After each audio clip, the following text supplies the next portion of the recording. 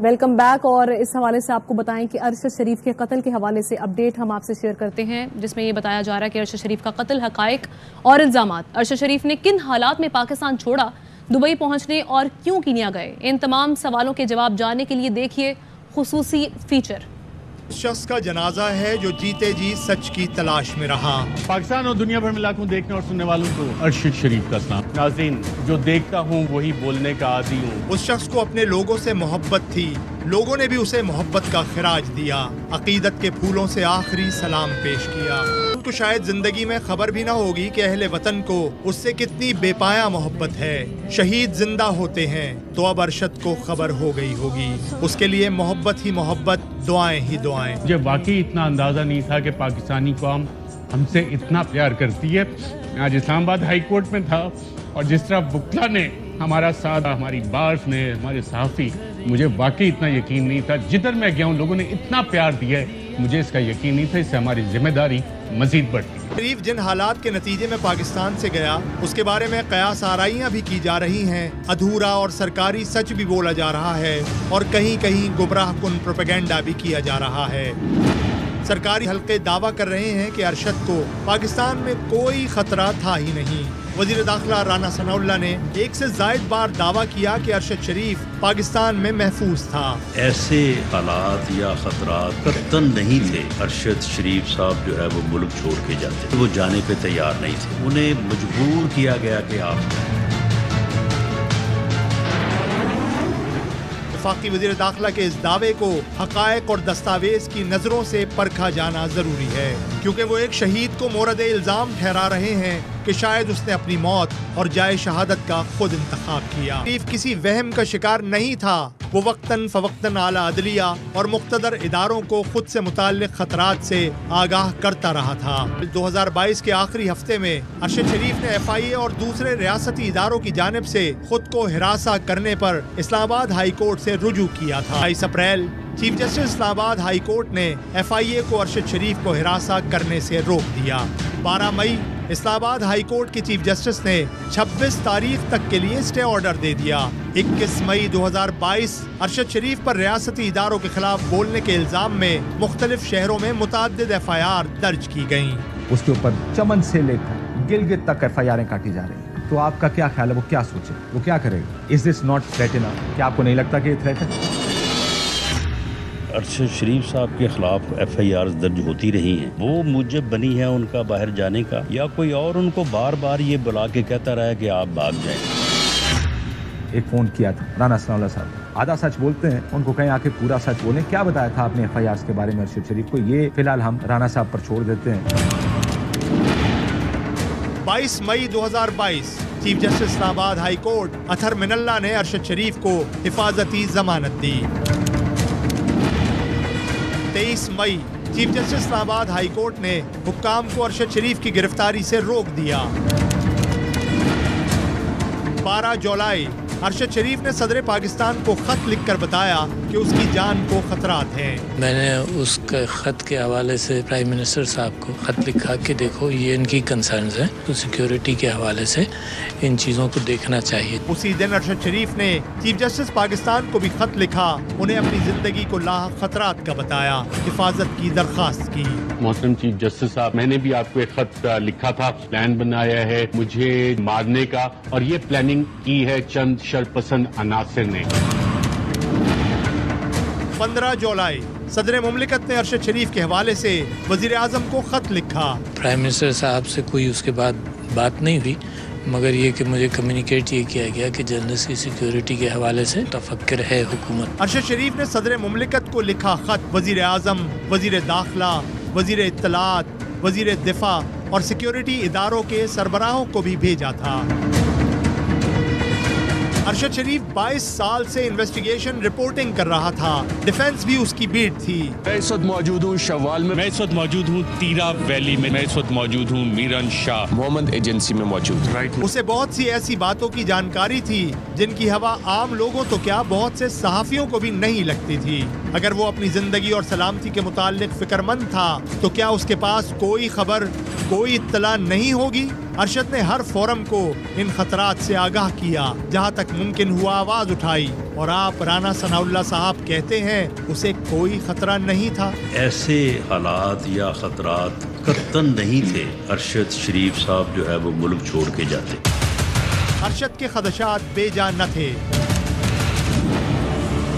9 اگست وفاقی police ARY news اسلام آباد office پہنچی، وہاں موجود لوگوں سے پوچھ گچھ کی۔ اگست رات کی تاریکی میں ARY نیوز کے سینئر وائس پریزیڈنٹ اور ہیڈ آف نیوز عماد یوسف کو کراچی میں ان کے گھر سے گرفتار کر لیا گیا۔ اسی رات سلمان اقبال، ارشد شریف اور ٹیم کے دیگر ارکان کے خلاف FIR درج کی گئی۔ سلمان اقبال کے خلاف بغاوت کے مقدمے درج کیے گئے، جس سے ان کی سلامتی کو بھی خطرے میں ڈال دیا گیا۔ پولیس کی گاڑیاں ہمارے دفتر کے باہر آ کے کھڑی۔ اس دن سیڈیشن کی FIRیں ہوئی، ایک تھریٹ لیول جو پہلے کم تھا وہ بڑھنا شروع ہو گیا اور مزید بڑھتا چلا گیا۔ عماد یوسف کو اسی دن، جس دن ارشد شریف اسلام آباد چھوڑ کے گئے، اسی رات کو 2:30 بجے فرنٹ دروازہ توڑ کر لوگ گھر میں انٹر ہوئے اور اس کو اٹھا کے لے گئے۔ 10 اگست کی رات ہی ارشد پشاور روانہ ہوئے، خاور گھمن انڈر گراؤنڈ ہو گئے، کاشف عباسی بھی محفوظ جگہ چلے گئے۔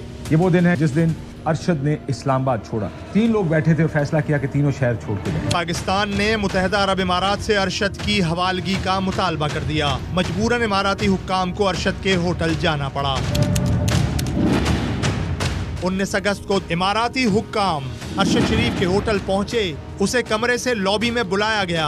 ارشد شریف کو بتایا گیا آپ یہاں نہیں رہ سکتے، پاکستانی حکام نے آپ کو مانگ لیا ہے۔ اماراتی حکام نے ارشد شریف سے کہا آپ سینئر صحافی ہیں، ہمیں پتہ ہے آپ کی زندگی کو خطرہ ہے، ہم آپ کو واپس نہیں بھیجنا چاہتے، بہتر ہے آپ کہیں اور چلے جائیں۔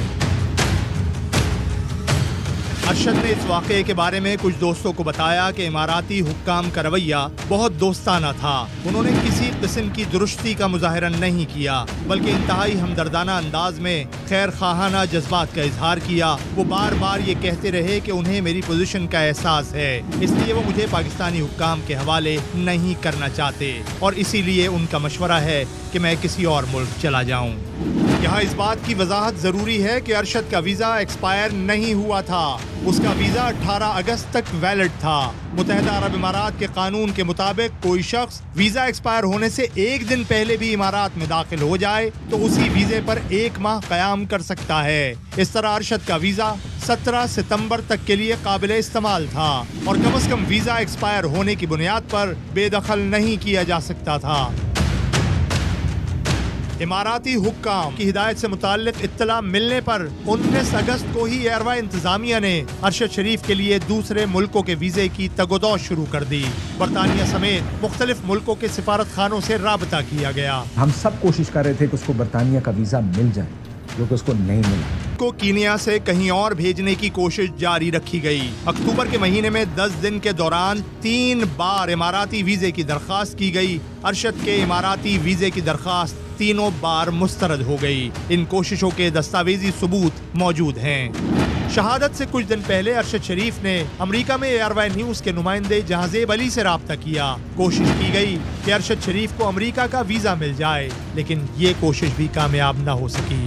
Arshad Sharif called me day before yesterday. I was talking to him on the phone and he told me that he applied to renew his US visa from Dubai, United Arab Emirates, but it was rejected. It's difficult for me to speak with any specificity regarding what we can do with a particular individual. But we have programs around the world in the first instance to bolster protections for those who are exercising what is another universal right, the right to freedom of expression.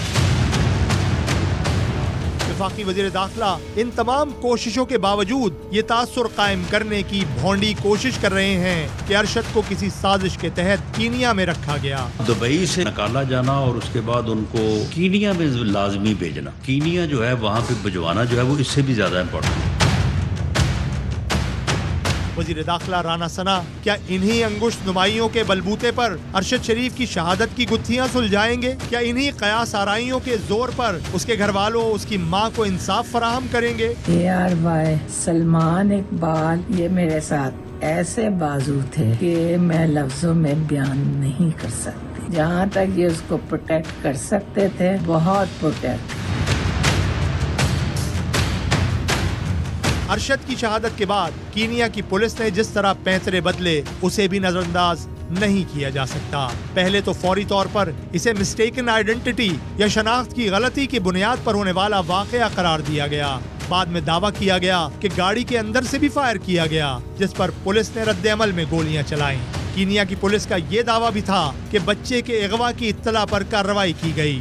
بعد میں پتہ چلا کوئی بچہ اغوا ہی نہیں ہوا۔ یہ دعویٰ بعد میں گاڑی کی چوری میں بدل گیا۔ یہ سب جانتے ہیں کہ ارشد شریف کو کینین پولیس نے اگر قتل کیا بھی ہے تو نہ یہ کیس ہے مسٹیکن آئیڈینٹی کا، نہ یہ کیس ہے کہ غلطی سے ہوا، نہ یہ کیس ہے کہ بچہ اغوا ہوا، نہ یہ کیس ہے کہ کوئی اس نے ناکہ کراس کیا۔ سب اس بات پر اتفاق کر رہے ہیں، ہمارے ادارے بھی اور لوگ بھی، کہ یہ کیس ہے ٹارگٹ کلنگ کا۔ واقعے کے وقت ارشد شریف کے ساتھ گاڑی میں خرم احمد موجود تھے۔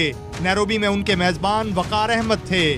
دونوں کے سیکیورٹی اداروں کو بیانوں سے کچھ گرد چھٹنا شروع ہوئی ہے۔ وقار احمد نے بتایا ارشد شریف کی میزبانی کا سلمان اقبال نے نہیں بلکہ کسی اور دوست نے کہا تھا۔ ارشد شریف اس کے گیسٹ ہاؤس پر 2 ماہ سے قیام پذیر تھے۔ وقار کا مزید کہنا تھا سلمان اقبال سے زندگی میں پہلے کبھی بات نہیں ہوئی تھی۔ ارشد کے قتل کی خبر سامنے آنے کے بعد سلمان اقبال کی پہلی بار کال آئی۔ سلمان اقبال دیوانہ وار رو رہے تھے۔ سلمان اقبال کو یقین نہیں آ رہا تھا ارشد شریف دنیا میں نہیں رہے۔ کینیا کی پولیس تو ایک کے بعد دوسرے دعوے کرتی رہی، لیکن یہاں ارشد کے اپنے ملک میں بھی کوشش کی گئی کہ سارے واقعے میں شہید کی ہی کوئی غلطی نکال دکھائی جائے، باور کرا دیا جائے کہ اسے تو یہاں کوئی خطرہ ہی نہیں تھا، وہ بلا وجہ خوف زدہ تھا یا کسی نے اسے ڈرا کر ملک چھوڑنے پر مجبور کیا۔ ارشد کی زندگی کو سچ مچ خطرہ تھا، اسے یہ ثابت کرنے کے لیے مرنا پڑا۔ ایسے حالات یا خطرات قطعاً نہیں تھے۔ محترم چیف جسٹس صاحب، میں نے بھی آپ کو ایک خط لکھا تھا۔ بہت اچھا سا میرے بیٹے کا آپ لوگ جنازہ کیے، پھولوں سے لدا ہوا بھرا ہوا جنازہ کریں۔